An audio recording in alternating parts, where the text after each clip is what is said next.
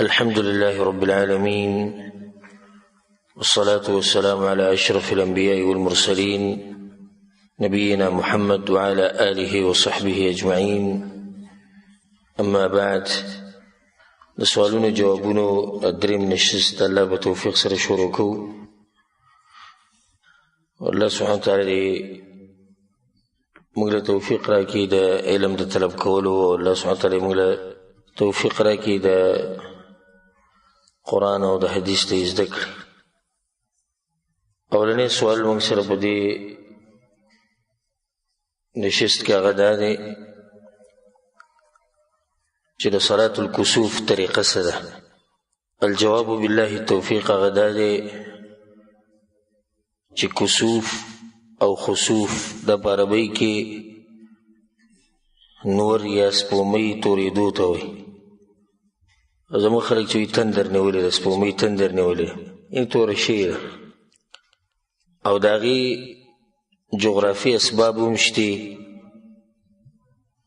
طبیعي اسباب هم شتې. یو سبب د هغې دا دی چې الله سبحانه وتعالی پرې د خپل بندګان یاروي. او ځکه حدیث کې راځي په صحیح بخاري صحیح مسلم کې دا حدیث دی، ابو مسعود الانصاري دا روایت دی. رسول صلی الله علیه وسلم وی ان الشمس والقمر آیتان من آیات الله. انور سپومۍ د الله په نښو کې نښې دي. یخوف الله بهما عباده، الله په دې باندې د خپل بندګان یاروي. وانهما لا ينکسفان لموت احد من الناس، او دا د چا د مرګ د لاسه نه توري. په کوم ټیم کې چې د رسول صلی په زمانه کې دا نور تور شو، نو په هغه ورځو کې د رسول صلی زوی ابراهیم مړ شوی. نو دا وخت د خلکو دا عقیده او په جاهلیت کې هم دا و چې دا نور او سپومۍ چې تورېږي نه چې ته د یو غټ سړي د مرګ د لاسه. نو رسول سلم دغه عقیدې رد وکړو چې دې سره تعلق نشته. په دې باندې الله یارول کوي فاذا رأیتم منها شیئا فصلوا وادعوا الله حتى يكشف ما بكم. نو که چېرته داسې تاسو ووینئ چې نور تور شي یا سپومۍ تورې شي، نو بیا لمونځ کوئ، دعاګانې د الله نه غواړئ تر دې چې دغه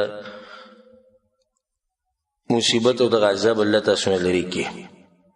بل روایت ته هغه په صحیح بخاري صحیح مسلم کې د ابو موسی اشعري رضی الله عنه، ابو موسی اشعري رضی الله عنه وایي خسفت الشمس، وایي د رسول صلی په زمانه کې چې دی نو نور تور شوی. فقام النبي صلی الله علیه وسلم فزعا یخشى ان تكون الساعه. رسول صلی الله علیه وسلم پاسې د یېرې په حالت کې او د دې نه یېرېدو چې که څو قیامت راغی. او دا د افسوس خبره ده چې پیغمبر صلی الله علیه وسلم د دې نه یېرېږي او موږ دې نه یېرېږو. موږ ته د عامه خبره ښکاري چې نور تور شي یا سپومۍ توره شي، حالانکه پیغمبر صلی الله علیه وسلم ویلو د هغوی کې څو قیامت راغی. فأتى المسجد، نو رسول صلی جمعات ته راغی. فصلى بأطول قيام وركوع وسجود رأيته قط يفعله. رسول صلی وسلم اوږد لمونځ وکړو، په هغې کې اوږد قیام وکړو، اوږد تلاوت، رکوع او سجدې، او داسې اوږد لمونځ ما چې ته د رسول صلی نه ولیدلی. بیا رسول صلی الله علیه وسلم د لمانځه نه بعد خطبه وکړه، په هغې کې وایي هذه الآیات التي يرسل الله لا تكون لموت احد ولا لحیاته. دا نښې چې کومې تاسو وینئ نه دا د دې دپاره نه دي چې څوک مړ شوی دی یا څوک پیدا شوی دی، ولکن یخوف الله به عباده، مګر الله په دې باندې خپل بندګان یاروي. فاذا رأیتم شیئا من ذلك فافزعوا الى ذکره ودعائه واستغفاره. که تاسو چې ته دې څه وینئ نو بیا لمونځ کوئ، الله یادوئ، دعاګانې غواړئ د الله نه، بخښنه غواړئ د الله سبحانه وتعالی. یو غټ سبب هغه دا دی چې الله سبحانه وتعالی دې د الله سره خپل بندګان یاروي. او زموږ په دې وخت کې خو دا بار بار کېږي او په نږدې نږدې وختونو کې کېږي. دلیل دی په دې باندې چې زموږ ګناهونه ډېر دي او د الله سبحانه وتعالی نافرماني ډېره شوې. بیا د دې د منځه طریقه ده، او موږ د بلوغ المرام درسونه چې کوم کړي هغه واورئ، بلکې ما تفصیلا د دې طریقه ذکر کړې ده، خو دلته په اختصار سره هغه دا دی چې 2 رکعته لمونځ به کې، نو تکبیر تحریمه به ووایې، د هغې نه بعد به دعا استفتاح سبحانک اللهم، یا د هغې په ځای چې کومې نورې دعاګانې راغلي. اعوذ بالله من الشیطان الرجیم، بسم الله الرحمن الرحیم، سوره فاتحه به ووایې، او د هغې نه بعد به تلاوت کې اوږد تلاوت به کې، ښه اوږد، او بیا به رکوع له لاړ شي. او رکوع نه چې راپاسې بیا به سوره فاتحه وایې، بسم الله الرحمن الرحیم، او سوره فاتحه به شروع کړي، او بیا به تلاوت کې او اوږد تلاوت به وکړي خو چې د اولني نه لږ کم وي بیا به رکوع له لاړ شي او دا رکوع به مخه اوږده رکوع کوي خو چې د هغه اولني رکوع نه لږ کم وي بیا چې رکوع نه راپاسي دغه ټیم کې مخه اوږد ودرېږي بیا به سجدو لاړ شي 2 سجدې به وکړي بیا به راپاسي سورې فاتحه به ووایي او تلاوت به وکړي خو د دې مخکیني رکوع د تلاوت نه به لږ کم وکړي بیا به رکوع ولګي بیا به راپاسي بیا به سورې فاتحه ووایي بیا به تلاوت شروع کړي بیا به رکوع وکړي بیا به سجدې ولګي چې دغه مخکې سجدو نه لږې لنډي او بیا به سلام وګرځي دا طریقه ده د صلات الکسوف چې چا کړی هغه ته به ښه معلومې خو د افسوس خبر دی چې زمونږ ډېر خلک یې نه کوي اکثر به کوي زموږ په مذهب کې نشتي اگر که په مذهب محمدي د رسول الله وسلم په طریقه کې شتي خو چې زموږ ملیان یې نه کوي نو موږ یې نه کوو دې دلاسې زموږ عوام خبر هم نه دي او بس بېدینه په دې عربو پورې خاندي چې کله دا مونځ کوي دوی بل څه کار نشته خو هر وخت کې مونځ کوي او دا دلیل دی په دې باندې چې دا خلک په دین پوه دي او موږ نه یو پوه او دلیل دی په دې باندې چې موږ د الله سبحانه وتعالی لرې یو یېرېږو نه نو په دغه ټیم کې دا اوږد مونځ دې لپاره چې الله سبحانه وتعالی د عذاب نه موږ بچ کړي او په دې باندې دلیل دی د عایشه رضی الله عنها روایت دی په صحیح بخاري او صحیح مسلم کې شته چې خسفت الشمس في حیات النبي صلی الله علیه وسلم د رسول صلی الله علیه وسلم په ژوند کې د انور تور شو فخرج الى المسجد رسول صلی الله علیه وسلم جمعات ته ووتو فصف الناس وراءه خلق برسول الله په شاته ودرېدو فكبر فقرأ النبي صلی الله علیه وسلم قراءة طويلة ثم كبر فركع ركوعا طويلا ثم قال سمع الله لمن حمده وبعد اخره پورې دا طریقه بیان کړې کوم چې ما تاسو ته بیان کړه په اخره کې عائشه رضی الله عنها چې فاستكمل 4 ركعات في 4 سجدات رسول الله صلی الله علیه وسلم سلور رکوعګانې وکړي په 2 رکعاتونو کې او سلور سجدي نو 2 سجدي خوشتي او د رکوعګانې 2 رکوعګانې په اولنی رکعت کې او 2 رکوعګانې په دې دویم رکعت کې دا طریقه ده د کسوف یا د خسوف د منځه والله اعلم دغه نه بعد سوال دا دی چې یو سړی پنسي په ګیټو لپاسي پرتګي په ګیټو لپاسي یا پینټ یا لنګ د دې د لاسه دا ودس ماتي یو کنه الجواب بالله التوفیق غداري چې په سنن ابي داود کې امام ابو داود رحمه الله د روایت راوړل د ابو هريره رضی الله عنه چې بينما رجل يصلي مسبلا ازاره یو سړی مونځ کو او د پرتګ یا د لنګي په دې ګیټو لپاسو اذ قال له النبي صلى الله عليه وسلم اذهب فتوضا رسول الله تعالی شو او د سوک بیا رسول الله په اخر کې وی چې کله دې ته پوښتنه شو چې رسول الله تعالی ولې دې سوي وانه كان يصلي وهو مسبل ازاره وان الله لا يقبل صلاه رجل مسبل ازاره د چې مونږ کوو په ټیم کې د لنګ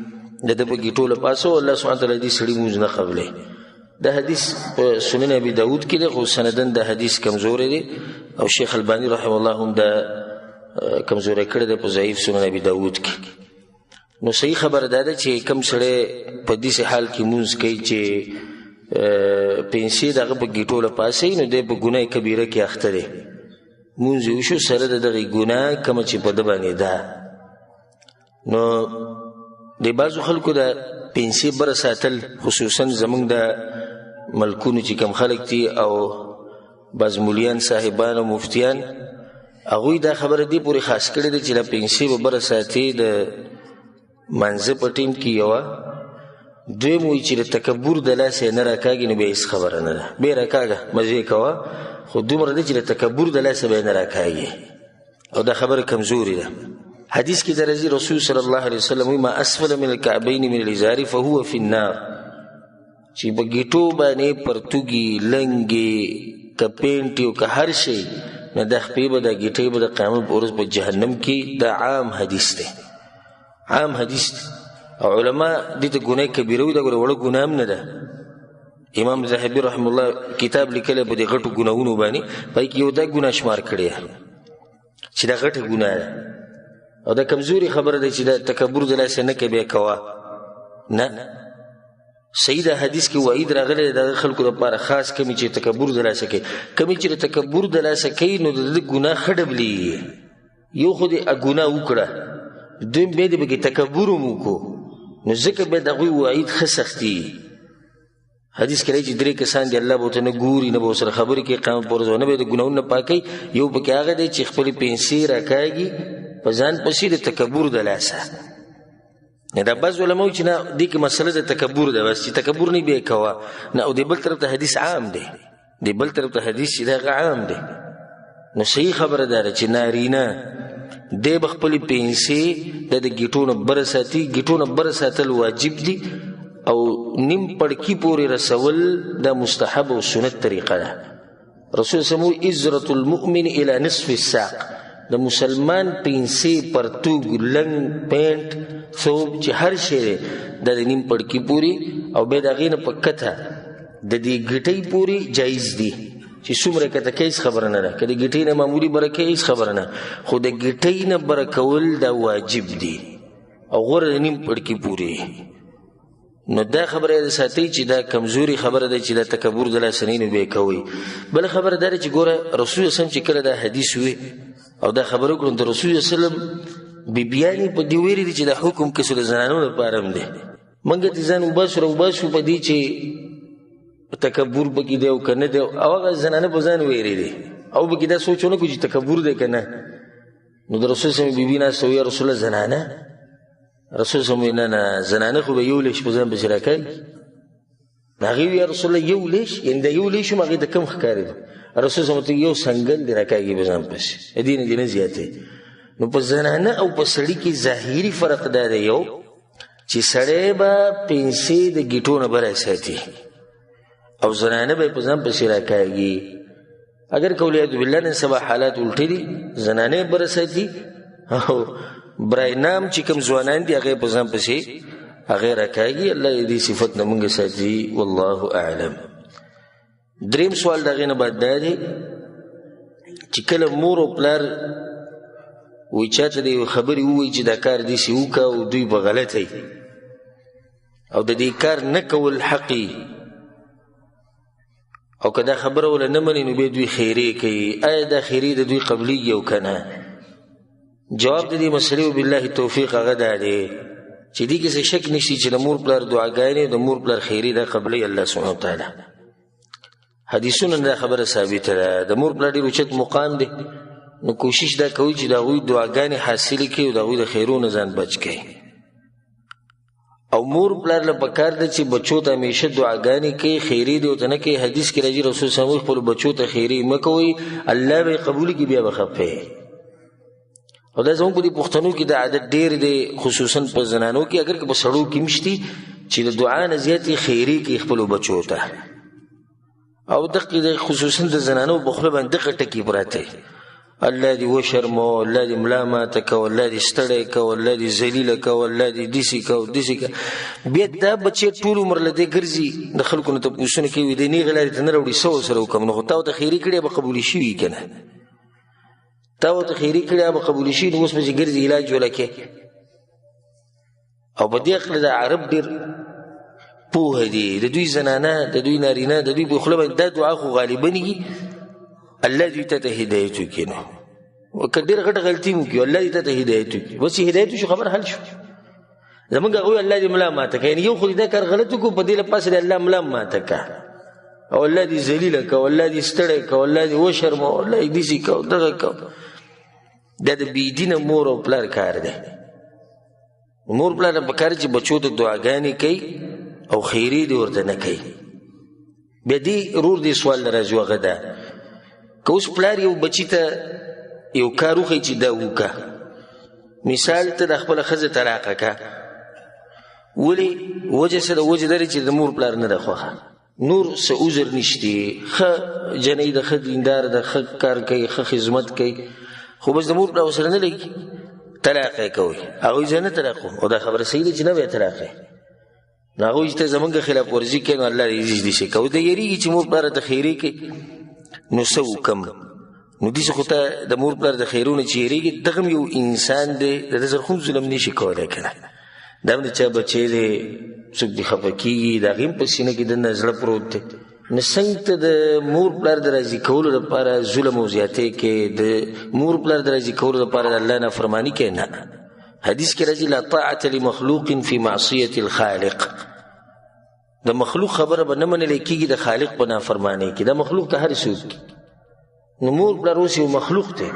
او دوی تا ته وایي چې مثال کې ګیره لرې که،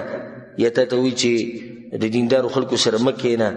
یا دا چې مونځ او دس مه کوه ډېر، یا دا چې دا دین پرېږده او خپله مزدوري کوه، یا دا چې خپله ښځه طلاقه کا، یا دا چې کور ته ټي وي راوړه، یا دا چې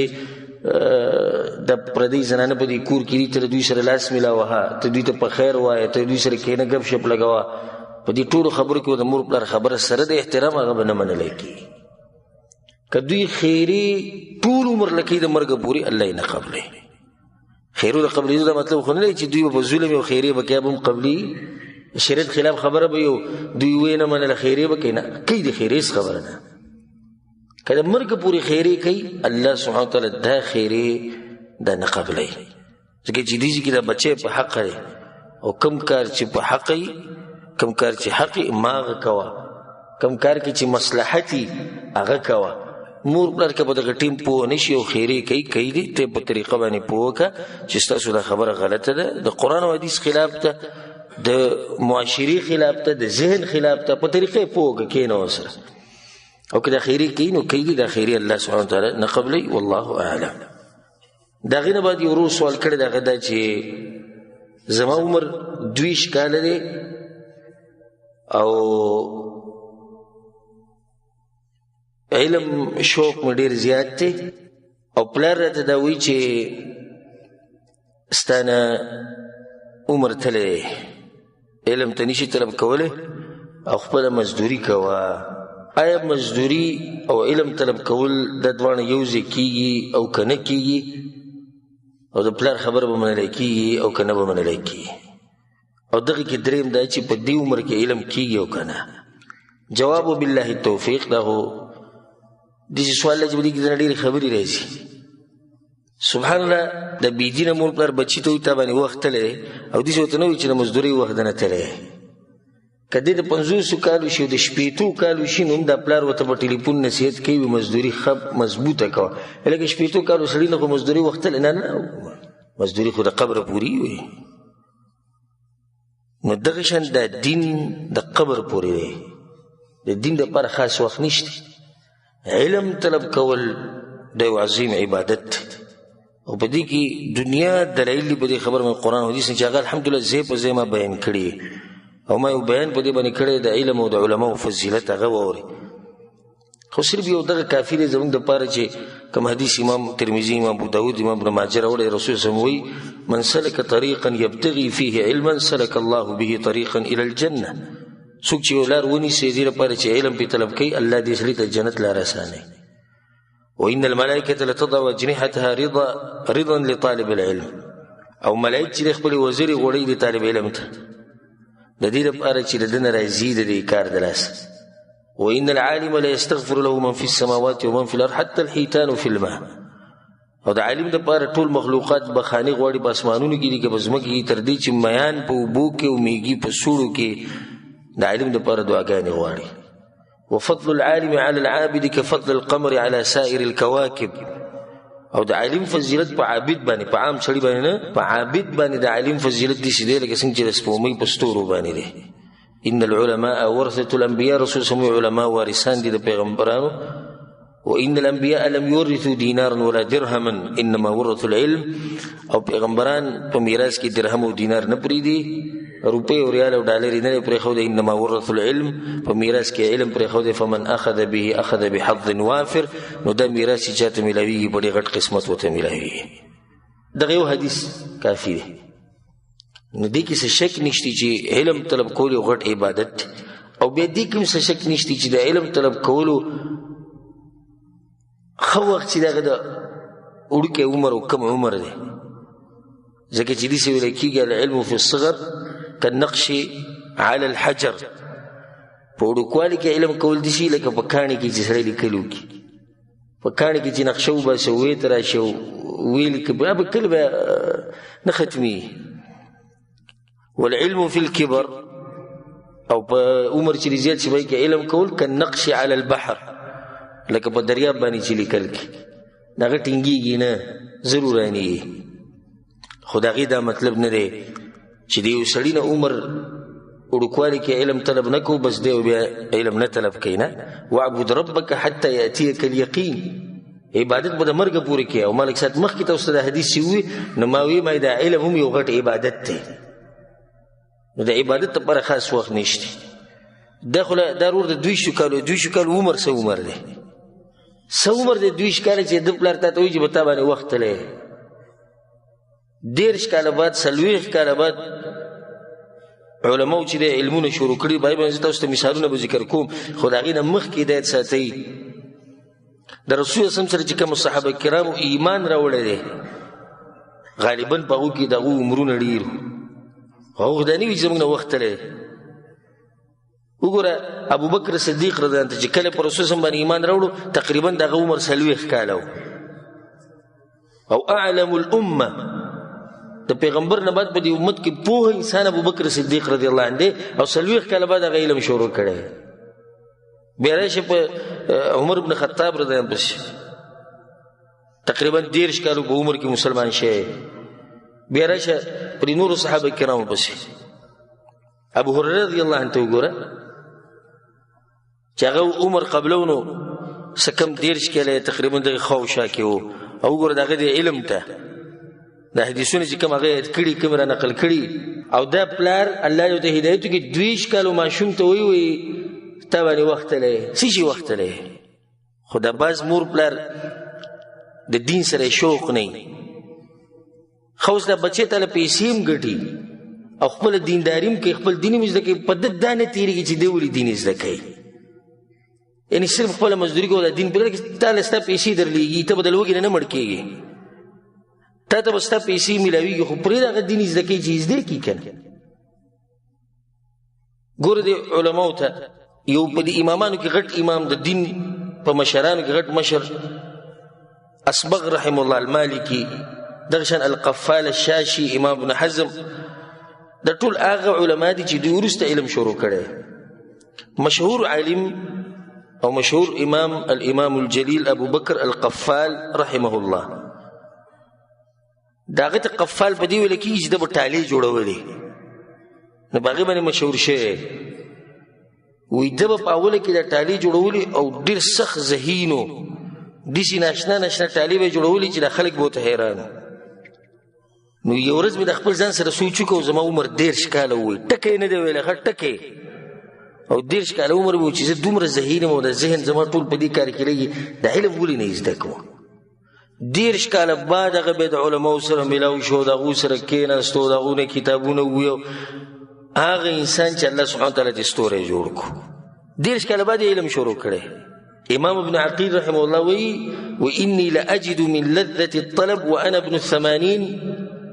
ودي اتيك کله چې اتيك عمر دا خبره وکړه وې د اتيك په دې عمر کې چې د علم طلب کول څومره خون ماته ملاوي کنه دا په هغه وخت کې نو کله چې رسول وختو کالو مو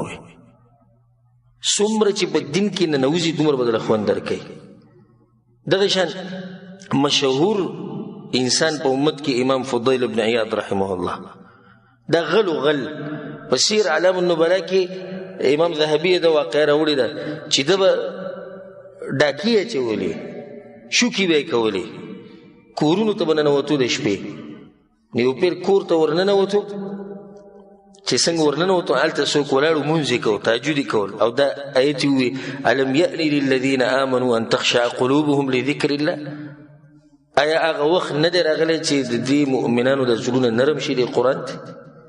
په جړا شو کېناستو وی یا رب قد آنی الله یا هغه وخت راغلی توبه ویسته اللهم انی قد تبت الیک یا الله ته مې توبه ویسته او زما توبه دا ده چې زه به د مرګ پورې د کعبې په خوا کې ناسم او به د مرګ پورې په ځان باندې د الله سبحانه وتعالی د کور لازم کو علم کو الله دې اسمان یو ستوره جوړ کو ډاکو او هغه علم کو الله کم زی ته ورسو توبه ویسته الله د هدایت کو او ډېر 200 کاله لکه ته باندې وخت لري دغه شان په علماو کې مشهور عالم حافظ عیسی بن موسی ابو احمد البخاري الازرق امام ذهبي په تاریخ الاسلام کې هو امام عصره خپل زماني امام ده او د عمر ډیر زیات دغه نه بعد علم شروع کړو ترشان امام ابن حزم العز بن عبد السلام او کزره تفصیل کې ورشه بنه خبره برانډیر وګد شي خو د سو علما مشهور د امت او غوی د علم ورسته شروع کړي دې کې څه شک نشتی چې په وړوکوالي کې خبره یادېږي او چې عمر ډیر شي به سړی په خبر باندې پويږي نو چې کوم سړی په وړوکوالي کې مسلې یادې کړي او چې لوی شي بیا پرې پوه شي د دغه بیا تپوس مه کوه هلته خبره ورته یاد ده اوس پرې پوه هم شو خو د هغې دا مطلب نه دی چې یو وخت نه لاړ یو بس لاړ عبادت دی که نه نه عبادت لپاره خو خاص وخت نشته نو د ورور ته زموږ دا نصیحت دی چې خپل د علم طلب کول جاري ساته علماو مجلسونه په ځان باندې لازم که خپل علم طلب کوه او حقیقي ځوانان هم دغه دي چې دین یې زده کړي د دې امت خدمت وکړي د مسلمانانو خدمت وکړي او دغه ځوانان خو د پتیلې نه چې سر اوچتې لاندې دي پراته دي دا کوم چې مزدوریانې کې ښځې او بچي ساتي دا خو ډېر شی دي دوی څه کوي ځوان خو هغه ځوان دی چې د اسلام خدمت وکړي د مسلمانانو خدمت وکړي که ځواني صرف دی چې بچي پیدا که واده وکړه دا خو بیا لږ د شمار خلک به په دې امت کې چې هغه ځوانان نه نو ټول ځوانان دي الله سبحانه وتعالی چې ورته ویلي دي رجال لا تلهيهم تجارة ولا بيع عن ذكر الله وإقام الصلاة وإيتاء الزكاة الله وی سړي دي تجارتونه کوي الله وی خو د تجارت ته منځنه نه دي منع کړي د عبادت نه د علم نه دي منع کړي الله وی تجارت کوي مطلب دا شو د ورور سوال هغې پورې مې دا ایت وي چې تجارت او عبادت جمع کیږي د دې بعضو عوامو دا خبره ده و یا به دا کوي یا به دا کوي مطلب د دوی څه دی پرې خپل خبر هم نه دي پوه یا به آخرت کوي یا به دنیا کې نو دنیا کوه آخرت پرې د ظالمو د مسلمانانو خبرې کې دی به د خپل خبر هم نه دی پوه دواړه کیږي دنیا به هم کې آخرت به هم کې آخرت به ستا چې اصل هدف دنیا به دې ضرورت الله سبحانه وتعالی په قرآن کې ومن یتق الله یجعل له مخرجا څوک چې الله نه یېرېږي الله ورته یو لار وباسي کوم سړی چې علم طلب کوي او د هغې سره سره مزدوریان هم کوي الله ورته لار وباسي الله ورته طریقه اسانوي الله ورته په دې لږ رزق کې برکت اچوي الله ورته په دې وخت کې برکت اچوي من عمل صالحا من ذکر او انثى الله وی څوک چې نیک عمل کوي که د سړی دی او که ښځه ده وهو مؤمن او دی مؤمني فلنحینه حیاة طیبه الله وی موږ له ښایسته ژوند ورکوو نو کوم سړی چې علم طلب کوي کوم هلک چې علم طلب کوي د هغې سره سره مزدوریان هم کوي الله سبحانه وتعالی دله یو ښایسته ژوند ورکوي په دې ژوند کې ورته برکت هم اچوي زموږ ټولو وروڼو خویندو ته دا نصیحت دی چې علم طلب کولو کوشش وکړي د خپلو علماو نه فایده واخلي خصوصا کوم چې حق پرست علما دي او دا زموږ د ټولو طریقه ده او څه ناشنا طریقه ده چې کله عالم زموږ سره یي او موجود یي نو موږ سره د دې علماو قدر نه کله چې په دې خاورو کې کیدار یې ویروي سم تکړه عالم او داسې و او دغه و نو په کار دا دی چې کوم وخت کې هغوی ژوندي موږ د هغوی د علم نه فایده واخلو او دا خبره کمزوري ده چې د علم دپاره خاص وخت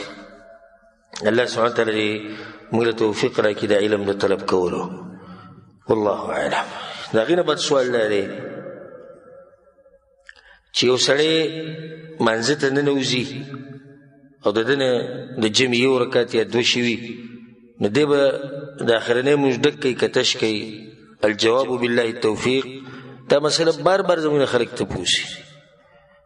او د دې لنډ جواب یاد ساتئ لنډ هغه دا دی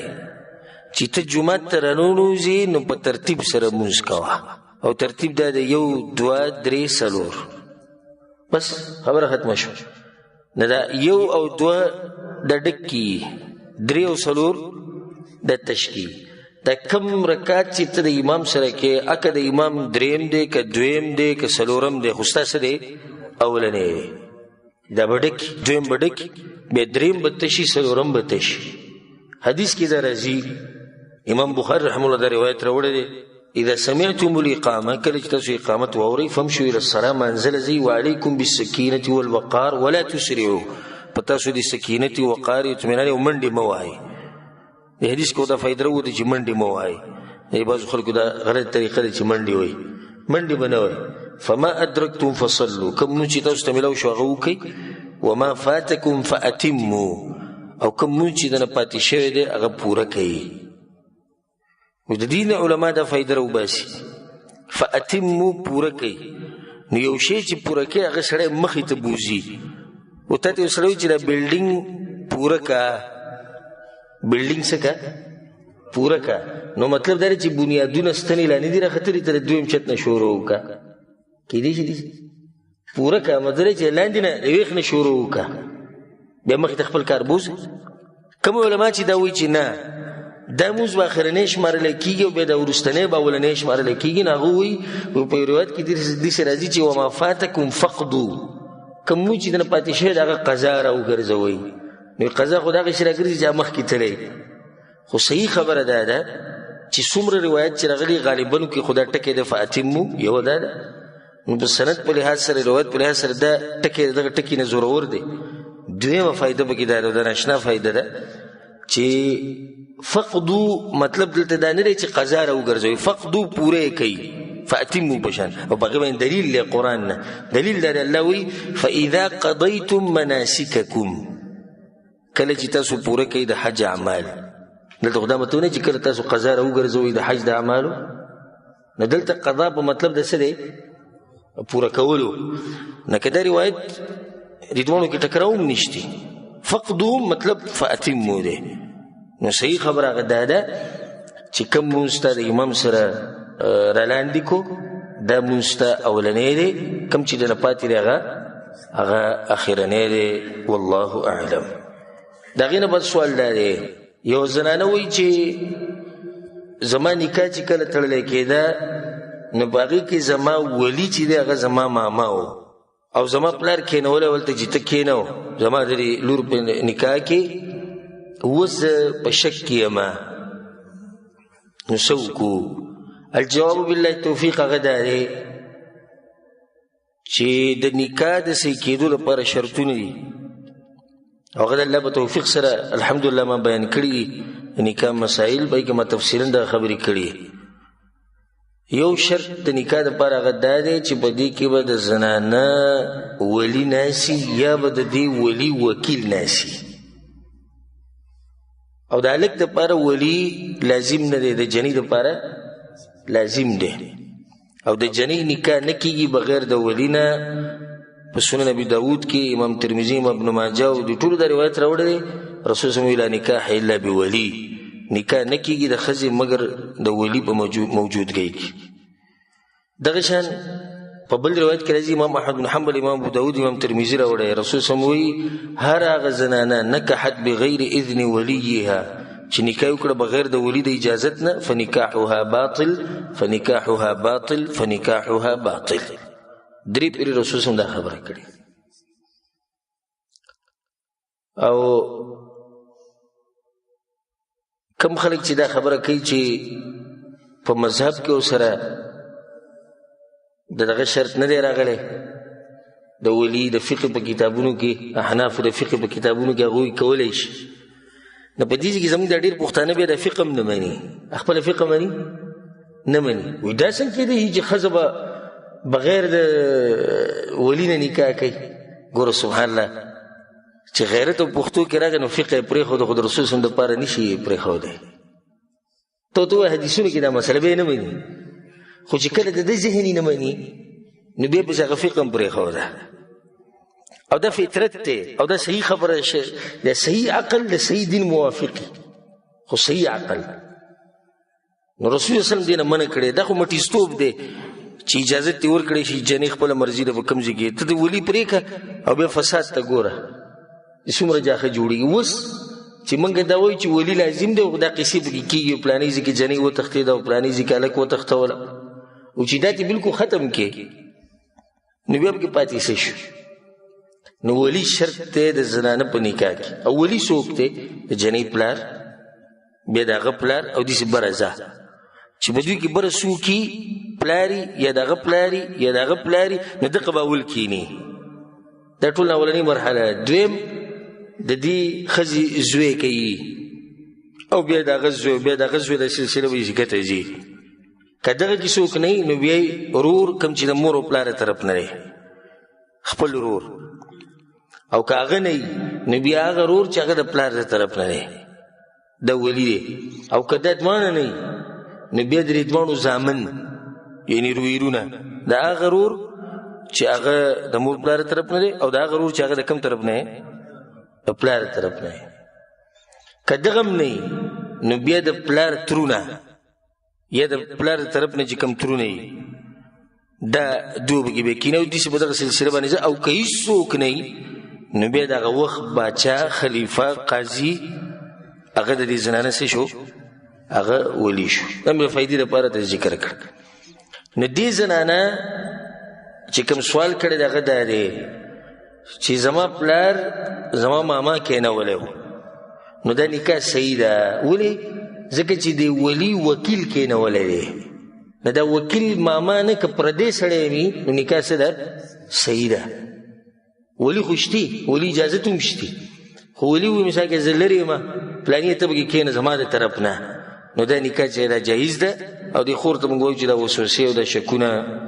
پرېږده او نکاح تازه کولو ته یا به دویم پورې تړلو ته ضرورت نشتی والله اعلم